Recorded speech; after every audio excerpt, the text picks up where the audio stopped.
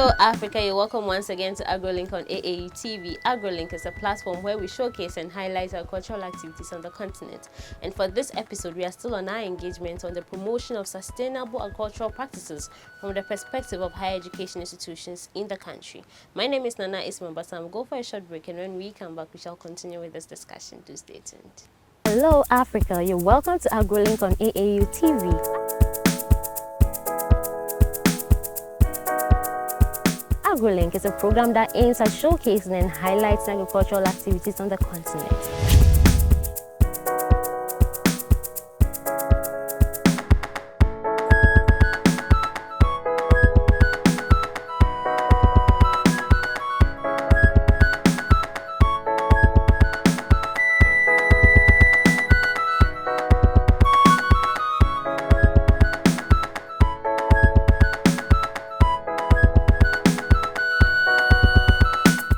You're welcome back from the break. You're welcome to AgroLink, sir.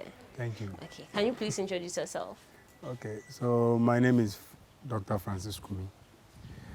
I'm a senior lecturer at the Department of Agricultural Engineering, University of Cape Coast. I'm a researcher, I teach, I do community service as well. Okay. So that's basically what I was saying about myself. You realize that from our engagements with different stakeholders within the agricultural department, sustainable agriculture means different things to different people. So in your opinion, what does it mean to you? Okay, so I'll speak from the perspective of what I do. To me, sustainability or sustainable agriculture has to do with making sure you produce to feed the current generation and also having in mind the future generation. So doing that, you have to be very mindful of the environment and then also make sure that you don't destroy the environment, you keep it in as much as possible in its natural state and ensuring that the next generation can also benefit and you don't carry on a lot of problems to them. To them, okay. Oh, yes, okay. So you realize that when it comes to agricultural, even the enrollment, it dwindles all the time. Yeah. And it fluctuates. You realize today there's a lot. The next time it is not as stable as some of the social sciences. Yeah. Yes. So when it comes to the engineering field, is this the same? Well, the word agriculture seems to have a negative connotation in the minds of people. People see it with a particular color, which is not very good. So even in our profession as agricultural engineers, the agriculture attached to it makes it also look like it is not the real engineering. So in the engineering fraternity, some people also see it as not really up there. So sometimes the numbers in terms of people who enroll in engineering programs, you see agricultural engineering, the numbers are not as much as you see it in other disciplines. So it's generally like that, but comparatively, you see the agricultural engineering, in most cases, you have more numbers than maybe the agriculture students, in some cases. Some cases too, it's also the other way. Okay, all right. So some people say to address this, you have to catch them young. You start instilling the discipline, and you realize that the young people, even basic schools, they have so many fresh ideas. They try to now, children find innovative ways of solving some of their daily, yes, if it's to brush their teeth, if to do this, you know. So some people say, so do you have initiatives that targets these individuals, the young ones? Yeah, so some of the things we do, sometimes we go to secondary schools and we go to some DHS. And what we do is to, for example, we teach them how to do common irrigation. So we say, look, you have plants, so how do you water the plants? What tools do you use in watering? And that's part of the engineering training. Unfortunately, in Ghana, we don't have mainstream agriculture being taught in the various schools. Even the secondary school is not a mainstream course, as in a core course. It's somehow integrated. Yeah. So the students don't tend to really appreciate it until they get to a point where they come to the university and then they are enrolled into agricultural related programs. So it's not really helping, unlike in the olden days where we had agriculture as a course throughout the educational curriculum at all levels. But we also try, like we are saying, we engage parents and other things, do home gardening, do community gardening. These are things that you can inculcate in the children to know that they can plant certain things themselves at home, they can weed around it, they can water it. This is part of the initiative that we can do. All right. So from engaging with some of your colleagues on campus, I realized that the School of Agric is doing so much when it comes to promoting agriculture on the continent. Your research, your community engagement, and even some of the innovations that you're coming up with. Okay, so let me also know some of the initiatives you are championing when it comes to agricultural engineering. All right, thank you. So in agricultural engineering, I mean, I would say that a number of the problems we have in agriculture are engineering related. That's from my perspective. Because you talk of post-harvest losses, most of the solutions can come from the engineering perspective. You talk of climate change, as in irrigation. Now, you don't know when it rains. Sometimes it rains more than you expect. Sometimes you don't even, when you expect it, you don't get it. So irrigation is also another aspect. Then you talk of labor on the farm. Now everybody, in quotes, is going to school. Everybody wants white-collar jobs. Who wants a child to go and weed? So labor on the farm is shortening, and then also people who used to be in agriculture fully are getting old. Some are dying. The young ones are not ready to. So that means that we need to bring in innovation. We need to mechanize our agriculture. So that's where the mechanization also comes in, and that is where my area is strongly. Okay, all right. So when it comes to mechanization of agriculture, what are some of the initiatives you are currently putting out there? Okay, thank you. So in terms of research, we have designed some machinery.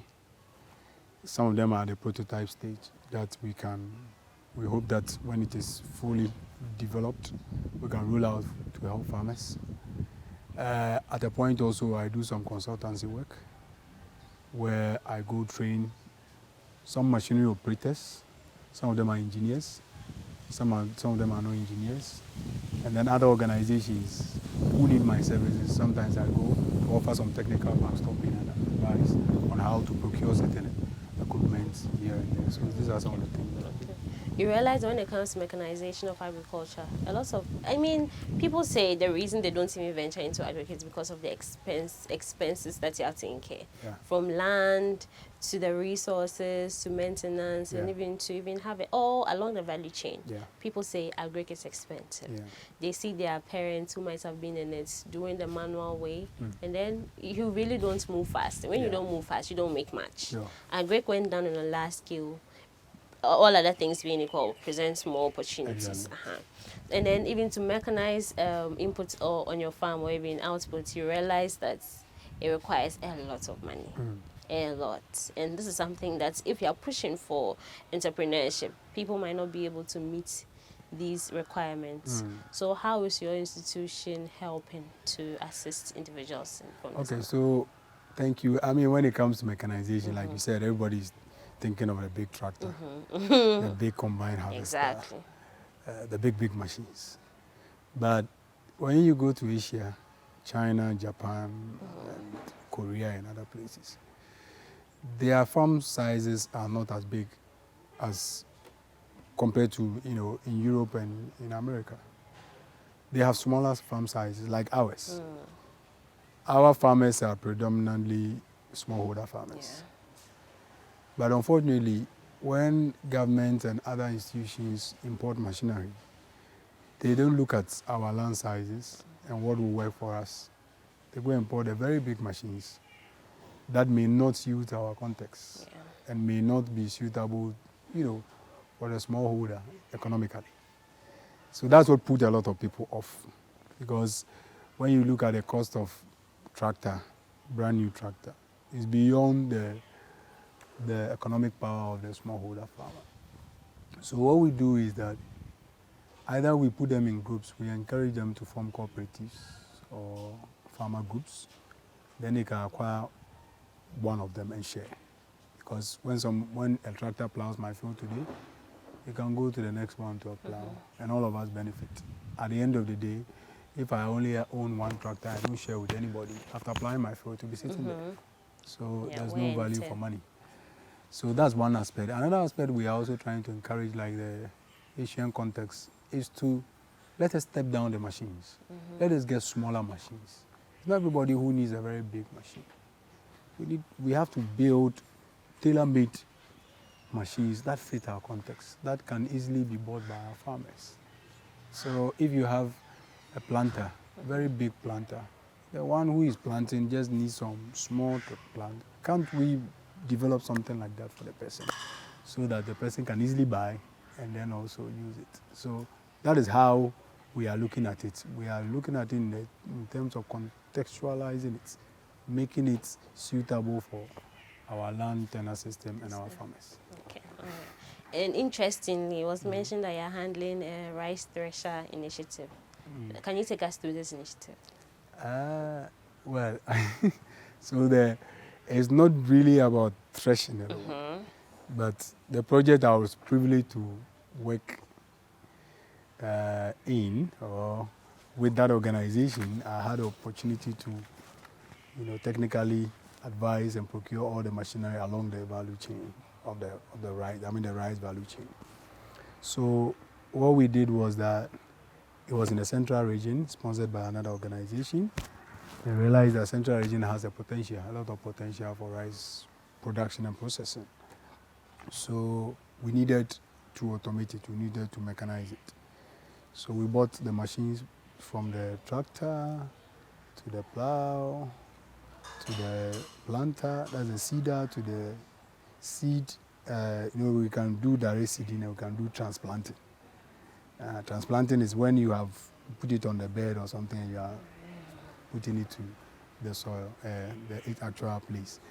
And then also from there, even to management of weeds up to harvesting. So we even bought a mini combine harvester. And then after harvesting, you do the threshing, you do the winnowing. Some of them are used for food, some are used for seed. So we also, help them to set up a seed processing facility that is able to process into seeds so that they can keep it and then, use it for the next season. And others are also used to mill. So we also have to go through the procurement process to get a mill, a small mill, that's a mini compact mill. And then we had a commercial one. The mini one was like 1 ton per hour, and then the commercial one was like 3 tons per hour. Oh, wow. Okay. Yeah. So was this an initiative where, was it like a community service or the people had to contribute? Do they pay to use the service or it's free? Oh, I would say that it was sponsored by an organization, so it was more like a free thing to the farmers. But it was supposed to be managed by a government-owned institution, so it's just like that kind of collaboration. So, between okay. them. But I was just privileged to be called upon to Assist with the process. assist with that. Okay, all right. We'll go for a short break, and when we come back, we shall look at some of the challenges he faces on this journey. Hello, Africa. You're welcome to AgroLink on AAU TV.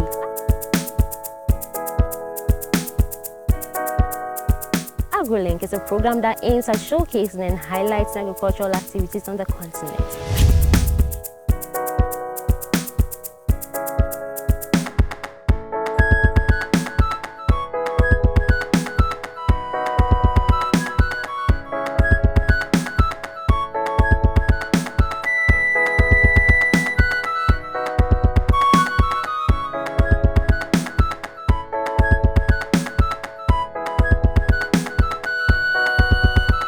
Welcome back from the break. This is still AgroLink on AAU TV. Okay, so Doc, now let's look at some of the challenges that you faced along the way. Okay, so like you really said, every good thing comes with a lot of challenges. And one of the challenges, of course, has to do with funding.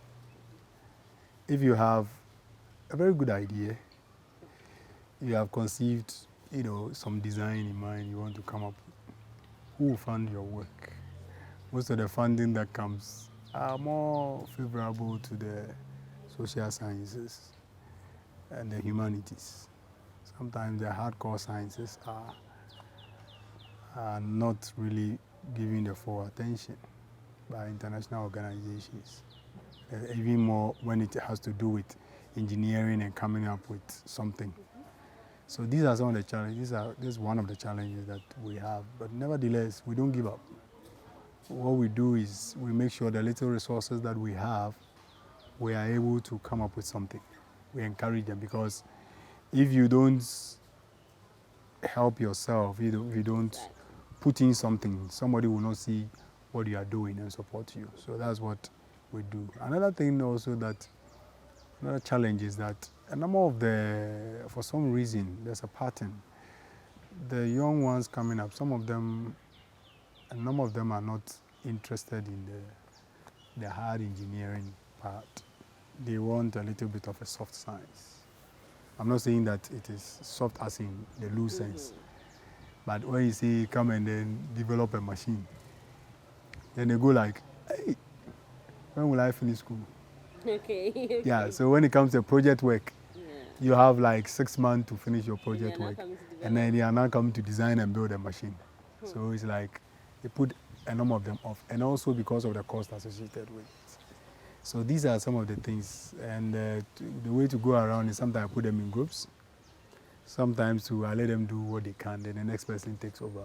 So it takes like something that can take like one year, can take like 2 years or 3 years before we can see it's making any technical sense. So these are some of the, and then also at UCC, for a very long time we were not, what do you call it, rolling out. We didn't have a program in agricultural engineering at the undergraduate.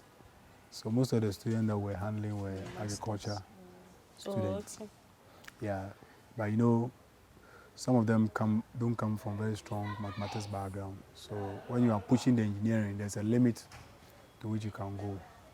Unfortunately, through the initiative of our Vice Chancellor and Council, now we have a School of Sustainable Engineering, and then we have also prepared a program in agricultural engineering, which has been assessed by the Ghana Tertiary Education Commission. So we hope that very soon we will start. Be able to roll out. Yeah. Okay. At the masters, we have programs that people are coming in, but normally when you have the bachelors, that's what feeds into the masters. Yeah. Okay, all right. So now, Doc, you have the platform. You can put out your final words when it comes to promotion of sustainability within the agricultural engineering space. Okay, thank you. So what I would say is that agricultural engineering is a very noble profession. I have never regretted being an agricultural engineer, because this is where you see real life situations and you're able to address them. So I want to call on people who are passionate about coming up with technologies that will solve our problems to come into this profession, agricultural engineering. Here you can think of food production, you can think of irrigation, you can think of mechanization, coming up with machines, technologies, and even coming up with robotic things. You can think of machines that can do processing of food, even up to adding value to the food. So I want to encourage everybody, let us all join hands as agricultural engineers on the continent to push forward the agenda of making food available to everyone and then making agriculture more sustainable and enjoyable. Thank you very much. Thank you very much, Doc, for your time. Thank you. This brings us to the end of this episode of AgroLink on AAE TV, where we'll be looking at sustainable agricultural practices from the perspective of an agricultural engineer at the University of Cape Coast. My name is Nana Esma Basam. Until we meet again, keep watching AAE TV for more educational content.